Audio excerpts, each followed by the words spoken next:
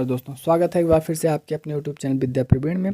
और आज हम लोग पढ़ने वाले हैं भारतीय राजनीतिक विचारकों में महत्वपूर्ण विचारक कौटिल्य के बारे में। कौटिल्य से संबंधित प्रश्नों पर हम लोग चर्चा करेंगे। तो पहला प्रश्न जो बनता है कौटिल्य का, उसको लेते हैं। पहला प्रश्न है, कौटिल्य के राजनीतिक विचार किस पश्चिमी विचारक से मेल खाते हैं? सही आंसर है मैकियावेली से मेल खाते हैं।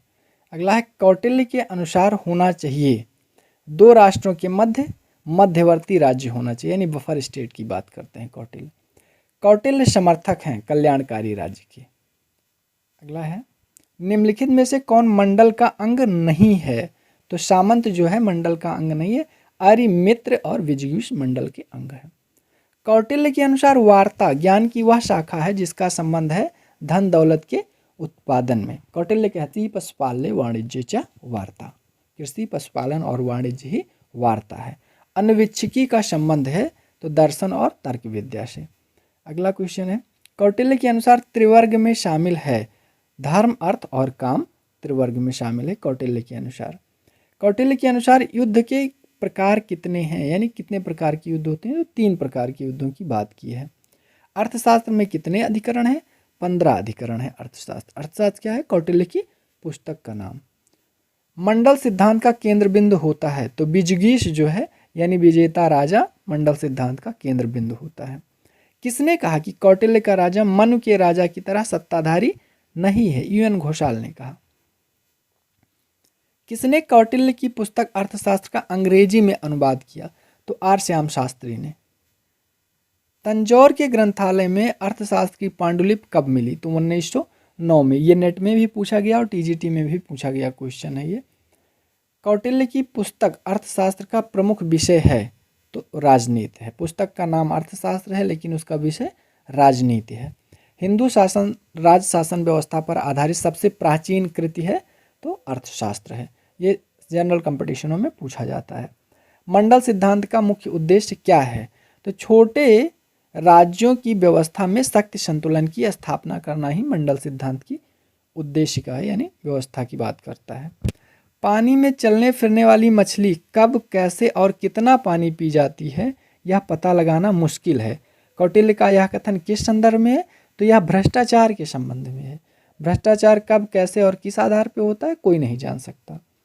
वाचस्पत गैरेला ने अर्थशास्त्र का किस भाषा में अनुवाद किया? तो हिंदी में अनुवाद इन्होंने किया था बाद में।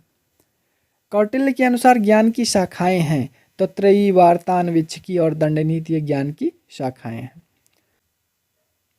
कौटिल्य के अनुसार राज्य का कौन सा अंग नहीं है? कौटिल्य के अनुसार राज्य का कौन सा नहीं? तो संभाग्य राज्य का अंग नहीं है।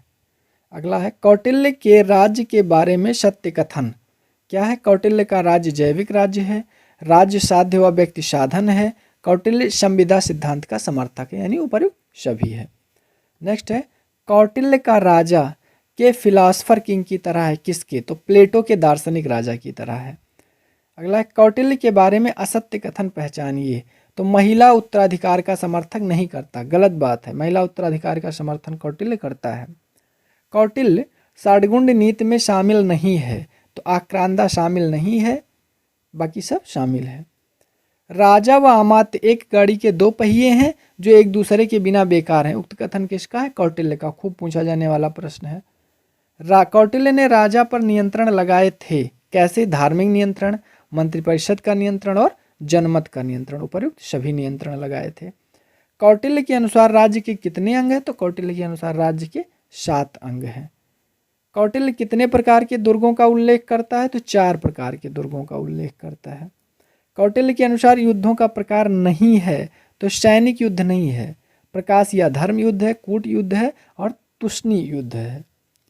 कौटिल्य ने विदेश नीति के संचालन के उपाय बताए हैं, साम, दाम, दंड और भेद, ये सभी उपाय बताए हैं। अगला है, कौटिल्य त्रिवर्ग शामिल नहीं है। क्या नहीं शामिल है? तो मोक्ष। उसके त्रिवर्ग में है धर्म, अर्थ और काम, मोक्ष नहीं शामिल है।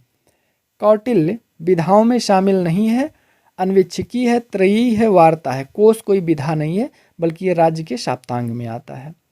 कौटिल्य के अनुसार षड्गुण नीति का मूल उद्देश्य है कार्य सिद्धि। आधुनिक काल में अर्थशास्त्र की पांडुलिपि की खोज किसने की? तो ये आर श्याम शास्त्री ने आधुनिक काल में पांडुलिपि की खोज की है।